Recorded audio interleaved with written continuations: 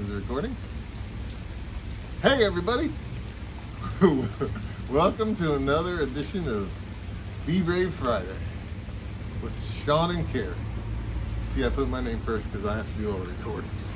I'm the star. Anyways, we are on the front porch of our house because the weather kind of sucks today and we can't go to a more beautiful spot and make you a pretty video. All you get to look at is my face today. Oh no! It's okay. We'll hear some traffic noise and some doggy noise probably. But if you can hear me as Carrie walks miles away with the camera, I'll keep talking. Today's story is brought to us by Sheri Boggs. I've just been told to stop swinging. Anyways, I'm going to read Sheri's story. And I hope you all appreciate it as much as we do. I have a story of bravery to share. It isn't big, bold, physical bravery, but rather small, mild bravery in which my foe was my own mind.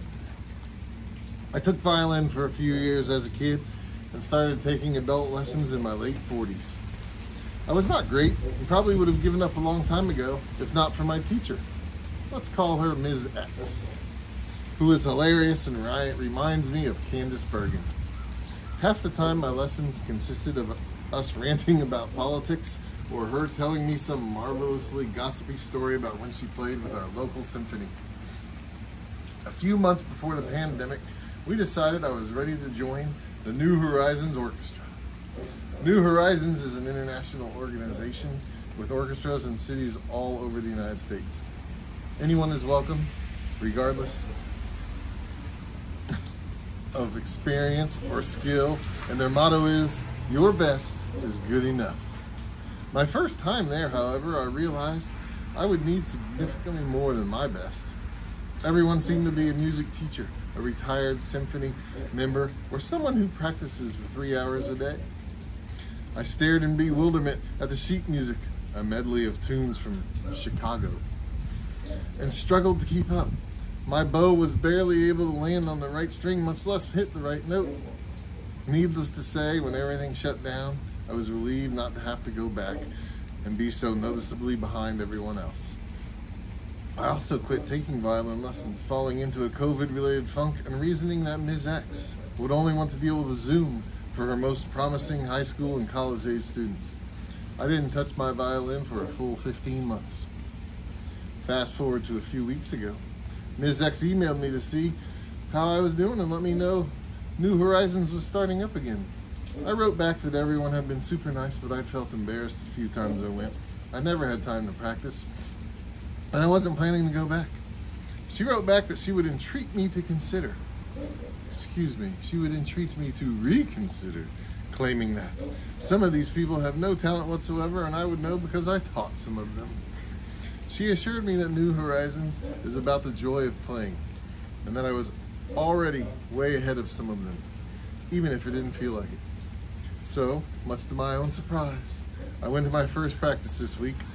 I was again completely lost in the sheet music and unsure what key we were even playing in, but it felt good to be there. Everyone was so welcoming, and if anyone heard me scratching away at the wrong string with my bow, they didn't say anything. I came home, practiced, figured out the key, watched videos of the other people playing the pieces, and practiced some more. I plan to go back next week. The takeaway for me is how when I'm anxious, I try to make my world smaller and talk myself out of things where I have to experience being awful at something. But what actually helps me is to keep pushing outside of my comfort zone and letting my world get bigger. I had fun seeing a few familiar faces and occasionally hearing my violin blend in with the violins all around me. Also, and I don't know if the two things are related, but my writing drought seems to be over. So keep me posted for the next session of class. I don't think you're supposed to read that part, Vic. Oh, well, would you like to cut it out? No. And I'll just end with, your Pisces pal, Sheri. Now, I think Sheri's submission was a perfect example of why we're doing this, right? Yeah, it really was. To show people that sometimes what you think are the greatest hurdles are really the smallest ones that you've pretty much made up inside your own brain. Yeah. And don't let those hurdles, no matter how small or large, keep you from doing something that you really might enjoy. Some life experience. Or maybe getting something off your chest. So, for my lovely wife, Carrie, and my co-host, Gabby the Barking Dog, we would like to entreat you to please send us a Be Brave submission so we can tell your own story. Your story. You can remain anonymous if you'd like. We just want to share with everybody and help people to understand that it's better to enjoy life than to hold yourself back. Thank you, and have a lovely, lovely life.